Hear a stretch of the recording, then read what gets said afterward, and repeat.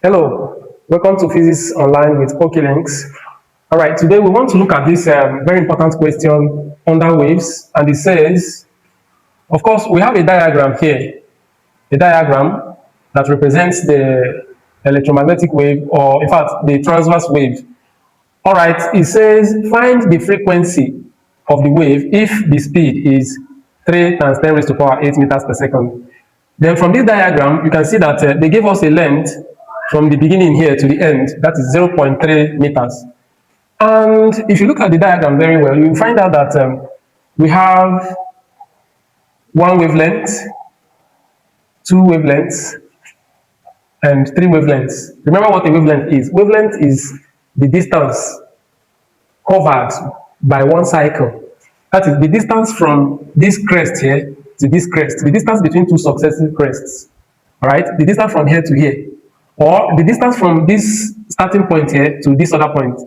That is one wavelength. Wavelength is just talking about one complete cycle or one complete revolution.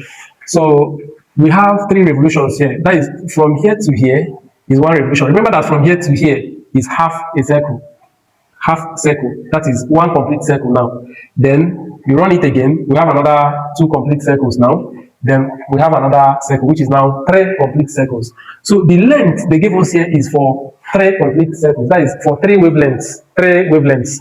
Therefore, for us to get one wavelength, remember one wavelength is very important. Then if three wavelengths, that is 1, 2, and 3. 3 wavelengths is equal to 0.3 meters. 3 wavelengths, they give us the value as 0.3 meters, right? Okay, then one wavelength, just find the value of wavelength, that is divide both sides by 3.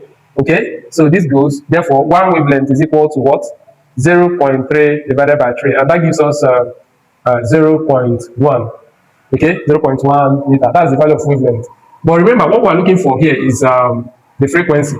So that general formula connecting frequency and wavelength and speed, we remember that formula that V is equal to F lambda. So from this formula, we now have that our frequency, that's what we're looking for. Frequency is equal to V over lambda. Lambda here is the wavelength, which we have gotten. Therefore, we can now say that frequency F is equal to the velocity or the speed. They give it to us as 3 times 10 raised to power 8, then divided by the lambda, which is the wavelength, which we have gotten here, 0.1. Okay? All right, the next thing is to simplify and get the answer. So this is equivalent to 3 times 10 raised to power 8 divided by, this 0.1 here is, of course, 10 raised to power minus 1. That is, if you change it to standard form, okay, it is 1 times 10 raised to power minus 1. Therefore, we can go further by saying 3 times. Since we have 10 raised to power 8, 10 raised to power minus 1, we bring out one base and then we subtract the indices. That is the one on top minus the one below. Okay, that is 10